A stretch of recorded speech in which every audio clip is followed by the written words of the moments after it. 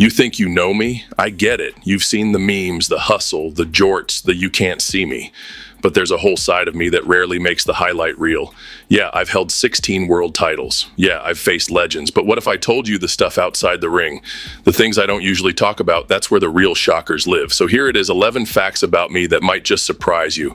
And if not, well, you probably can't see me anyway. Fact number 1, I've granted over 650 Make-A-Wish requests out of everything I've done in my career, every world title, every WrestleMania moment. This is the one I'm most proud of. I've granted over 650 Make-A-Wish wishes. And to this day, I've never turned down a single one. These aren't media opportunities. They're not photo ops. They're personal. When a child battling illness says, "My wish is to meet John Cena," that means something. That's not just fandom. That's faith. I've flown across countries on my days off just to be there for one kid. Sometimes I'm in full gear. Other times I'm showing up straight from a red-eye flight, but I show up. You don't walk into those rooms as a celebrity. You walk in as a human, and they don't care about titles or memes. They care about kindness, time, and presence. I don't talk about this a lot publicly because it's never been about publicity. It's about giving hope, even for a moment. And to be honest, every time I leave one of those visits, I feel like they gave me the gift. Fact number 2, I speak fluent Mandarin. And no, that's not a joke. Yep, this one always throws people off. John Cena, fluent in Mandarin? That's got to be a meme, right? Nope, it's real. I started learning Mandarin years ago. WWE was expanding into China, and I wanted to be able to connect with fans over there directly, without a translator, without a script. I didn't want to just wave a flag and smile. I wanted to have a real conversation. It wasn't easy. Mandarin is one of the hardest languages in the world, but I took it seriously. I practiced hours every day, on sets, during travel, even backstage, and eventually I could speak fluently enough to give full speeches, do press tours, crack jokes, and even throw shade, all in Mandarin. Some people mocked it. Some people were surprised. But for me, it was simple. If I'm going to represent something globally, I need to meet people where they are. It's one of the things I'm proudest of, not because it made headlines, but because it proved to me that I could always keep learning, no matter how far I'd already come. Fact number 3, I lived out of my car while chasing the dream. People see the jorts, the bright lights, the championships, and they assume I've always had it made. But the truth, when I started chasing my dream, I had nothing. I moved to California after college with a duffel bag, a little cash, and zero safety net. Couldn't afford rent, couldn't afford furniture. So I lived in my car, a beat-up Lincoln Continental with broken AC and a stubborn radio. I'd sleep in that car. I'd shower at Gold's Gym. I worked the front desk folding towels and hoped someone would notice my work ethic, or at least offer me something better than cold fast food and 2 hours of sleep. Some nights I'd sit there, parked behind the gym, wondering if I made a mistake.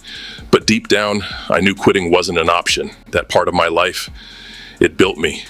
It taught me discipline, humility, and grit. You don't forget where you came from when your apartment was the backseat of a car. Fact number 4, I've never touched a drop of alcohol. This one surprises almost everyone. I've never been drunk. I've never had a beer. Not one. It's not because of some bad experience. It's just a choice I made early on, and I stuck to it. In college, I was surrounded by party culture. People going out, drinking, celebrating, escaping. But for me, I was more focused on building something. I wanted control over my body, my focus, my time. And yeah, I've been in locker rooms, clubs, and celebrations. People hand me drinks all the time, but I politely pass. It's not about being better than anyone. It's about knowing who I am and what keeps me locked in. For me, strength isn't just about muscle. It's about staying clear, staying sharp, and not letting anything cloud your mission. You don't have to drink to have fun, and you don't have to follow the crowd to prove you belong.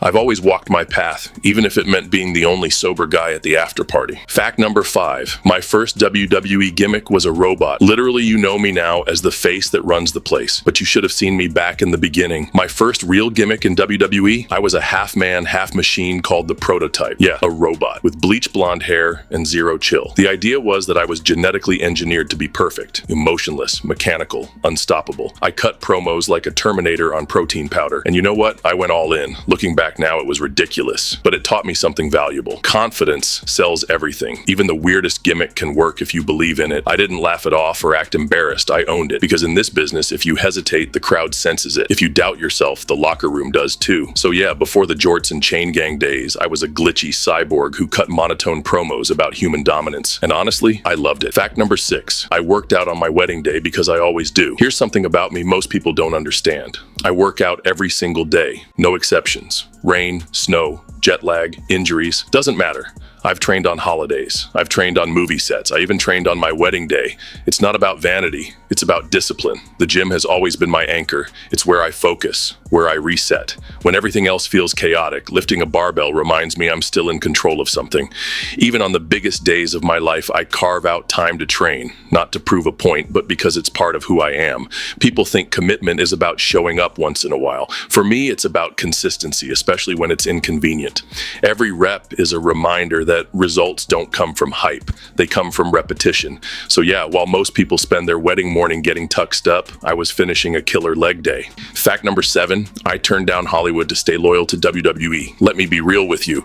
Hollywood came calling a long time ago. After the Marine and a few other projects, agents were knocking. They said, "You've got the look, the charisma. You can be the next action star." And I appreciated that. But I wasn't ready to leave WWE. Why? Because WWE gave me everything. They gave me a platform, a purpose, and a fan base that rode with me through the highs and the lows. I wasn't ready to walk away just because cameras were rolling somewhere else. I had more to give. I wanted to help the company grow. I wanted to elevate the locker room. I wasn't interested in being a guy who left when things got hot. I wanted to be the guy who stayed when it got tough. Eventually, I made that move, but it was on my terms. I always said, WWE isn't a stepping stone. It's a home. Fact number 8. I play classical piano to clear my mind. Most people don't associate Yorts with Mozart, but here's a little known fact. I play classical piano. I started learning a long time ago. Late nights after matches, I'd sit down and just play. Not because I was good, but because it calmed my mind. It's the opposite of wrestling. No noise, no audience, just keys, notes, and focus. I'll spend hours learning a Chopin piece or improvising something quiet. It's like therapy, except I don't have to say anything. Music reminds me there's more to life than what people see on screen. It keeps me grounded. And yeah, sometimes I surprise guests by sitting down at a piano and playing something soft and slow. They expect me to powerbomb a piano, not play one. But that's the beauty of it. We're all more than the labels people give us. Fact number 9, I donate millions to veteran causes, quietly. There's a lot I do behind the scenes that never makes it to headlines or Instagram, and honestly, I prefer it that way. One of the causes closest to my heart is supporting veterans. I've donated millions to veteran-focused programs, things like educational scholarships, housing assistance, mental health support, job placement, and reintegration programs for those adjusting back to civilian life. These aren't flashy projects, but they're life-changing for the people who need them. And no, I don't hold press conferences about it. I don't post a selfie handing over a giant check. Because when it comes to real impact, you don't need cameras, you need commitment. Our veterans signed up to serve something bigger than themselves. They risked it all. The least I can do is give back in a way that helps, not just for headlines. Every time I visit a VA hospital or support a vet-owned business, I'm reminded that gratitude isn't just a feeling. It's something you show, quietly, consistently, respectfully. I may not wear a uniform, but I support those who do.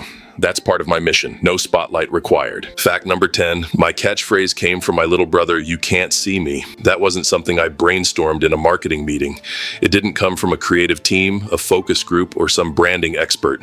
It came from my little brother. We were messing around one day, just having fun. I was practicing one of my rap battles for WWE, and my brother was sitting nearby cracking jokes.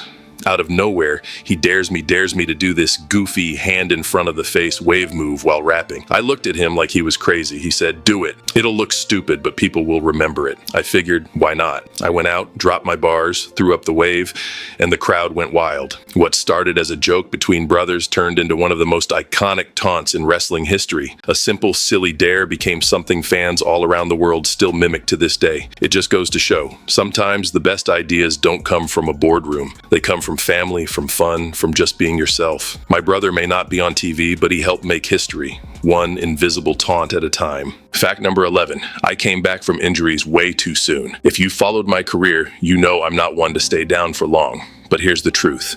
I probably pushed my body harder than I should have, more than once. There were injuries where doctors said, "You need 6 months off." I came back in 2. They said, you'll miss WrestleMania. I showed up at the Royal Rumble. It wasn't about proving I was invincible. It wasn't ego. It was because I felt like I owed it to the fans, to my team backstage, to the company. WWE doesn't stop, and I didn't want to either. Was it smart? Not at all. Was it painful? Absolutely.